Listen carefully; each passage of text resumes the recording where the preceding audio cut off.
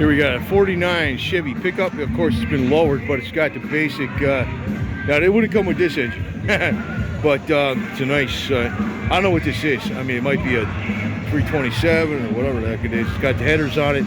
I really love the three deuces on that, especially the way, you know, with the air scoopers and stuff. Whatever you want. That always looked cool. I always loved that, the three deuces, and I always liked the concept behind three deuces because, you know, you got a 2-barrel and a 4-barrel. And I know on the 4-barrel you're basically running on the 2-barrel and all that, but it's like you got a lot more CFM at your disposal. But if you're not jumping on it, you're running a 2-barrel, and you will get more power on the extra CFM on the high end with the absolute horsepower. And if they're set up right, you're very drivable, you know.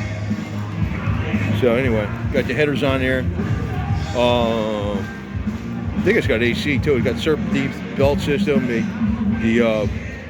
alternator. I think the AC's tucked down in here in the bottom. Chevrolet 3100 pickup.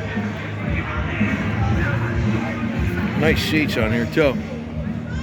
Got an automatic, probably I don't know what automatic it is. It might be the 704R, the 4-speed overdrive automatic. I remember when those came out, like, oh, they got rid of the turbo 400. A 700R is a real good one too. I didn't know that. You know, it's like you're resistant to change. Now it's a classic, good transmission to put in your car. You know, I don't even know why they need 8-speed automatic transmissions. It's nuts because you got, you know, if you got the right kind of motor, it's got a broad base, the broad band for torque. You know, you only need 4 gears is plenty. With overdrive 4 gears, that's plenty. It's an advertising thing to sell you, you know, what do you call it? More gizmos in your car. This one, you know, this brand has 7-speed automatic, and this one has an 8. Now this one's got constant variable or whatever. You know, they're always trying to like market you some BS that just more junk to break. Because even these cars back when they had 3 on a tree, which I kind of like that, we had the 3 on a tree shifter with the bench seat. You had plenty of room in the car because the shifter was up on the column, and a lot of people didn't like that later because they want to look racy and put it on the floor, you know. But that was a good setup, and you had these engines that are broad torque band. So way back under like 1,800 RPMs, it would have plenty of torque all the way up to like at least 4,500 RPMs. So you didn't need all these stupid gears. Now they're making these cars like, well, you can go down that road, you know, variable valve timing and all this other garbage. So many more complexities that more junk to break. Cars today are actually way more unreliable than these older cars. I'm going to give you an example. I'm going to probably put this on a separate video, but I got my 85 Suzuki Jeep thing. Go ahead.